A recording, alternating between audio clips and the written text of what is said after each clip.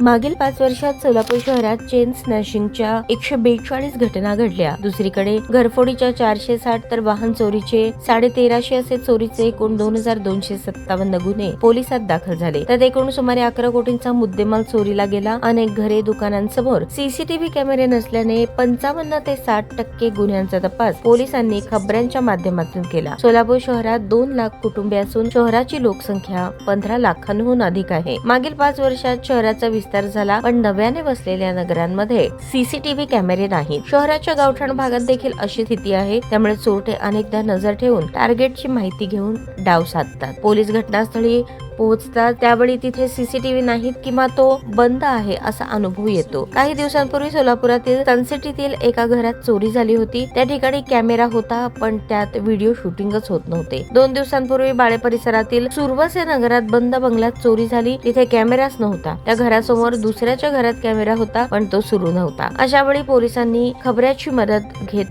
घेतली आणि चोरट्यांना शोधून काढले। त्यावेळी खबरेच पोलिसांसाठी सीसीटीव्हीचे काम करतात। सोलापूर शहरातील गुन्ह्यांचा विशेषतः चोरी, घरफोडीचा तपास करताना घरासमोर सीसीटीव्ही कॅमेरे दिसत नाहीत। बंगला लाखोंचा असतो, बंगल्यातील ऐवज देखील लाखोंचा, मात्र काही हजारांचा सीसीटीव्ही नसतो, तर काही ठिकाणी असलेले सीसीटीव्ही बंद असतात किंवा त्याचे व्हिडिओ रेकॉर्डिंग होत नसते। स्वतःच्या सुरक्षिततेसाठी प्रत्येकाने सीसीटीव्ही लावणे आवश्यक असल्याचे शहर गुन्हे शाखेचे वरिष्ठ पोलीस निरीक्षक अरविंद माने यांनी सांगितले।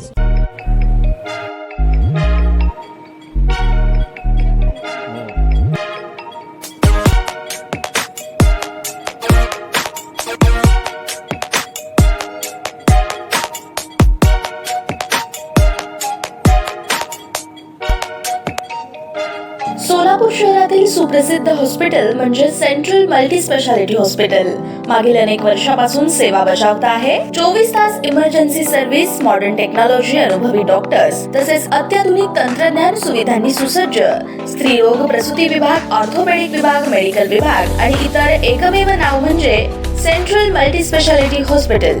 पत्ता गणेशपेठ शॉपिंग सेंटर, मंगळवार बाजार, सोलापूर। ताज्या बातम्या पाहण्यासाठी प्राईम महाराष्ट्र न्यूज चॅनलला सबस्क्राईब करा।